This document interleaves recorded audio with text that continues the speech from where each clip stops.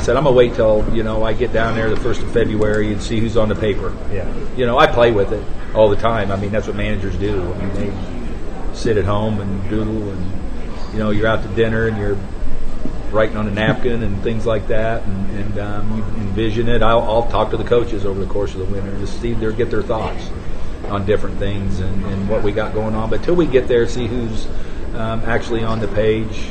And it might be something we play with over the entire spring.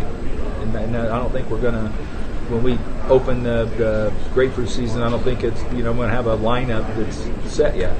Have you talked That's about pretty enticing, though, isn't it? The possibility of Acuna, Donaldson, and Freddie. Yeah, no, that's, and the Ronald thing's going to be a big deal. I mean, it's where we, if we continue hitting lead off, we drop him in the order, down and meet a little bit. That's going to be, up for discussion and to see what's going to make us the best club. And, and then too, it's just like last year. You know what? You got to start somewhere.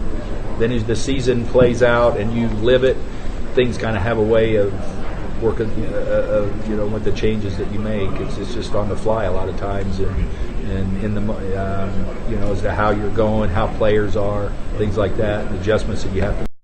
It's probably going to be different. I mean, I don't think we need anybody to play 162, because there's been a lot of talk about, well, so-and-so slacked off or whatever. And I'm the reason why, because I'm the one that played their legs off. But that being said, it was like I felt like that's what we had to do to get to where we wanted to go. And these guys it's a tough sell because these guys are ball players. They're wired for that. They train to do that. Do they need to? I don't think so.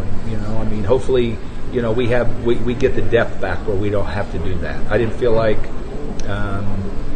the depth was there maybe in necessarily to do a lot of that last year, because it's kind of like you had a guy like Charlie who was great at that, but I mean, it's like he was playing every day for a lot of the season. I mean, it wasn't that he was even the utility guy that we thought we had. He was having to fill everyday voids. So I think as we put our team together and strengthen our bench, it'll be more of a realistic option to do that. When the season was over, the playoffs were over, I was sitting around and I'm like, those other teams aren't going to sit on their thumbs all winter. They're going to get better. They're going to go out and they're going to do things to improve their clubs, and us included. I think what we experienced last year, there was a lot of new things going on with our club last year from spring training on. I mean, as opposed, just things like what Alex and his team brought to our club, the analytical side. We talked about that a lot last year at this time and how we were going to respond to it. It's something that was a lot more involved than we'd ever been exposed to in our organization as coaches and players. We're all getting a grasp of all that. A lot of new normals, I think, for our team, myself included, the coaches. But it's now with the year behind us, they're going to have a little bit of better idea of what we're in for. When we go to spring training, we talk about winning the division. We're going to know what that is and how that feels. And I talk to players about that for the off season. It's kind of remember what that felt like.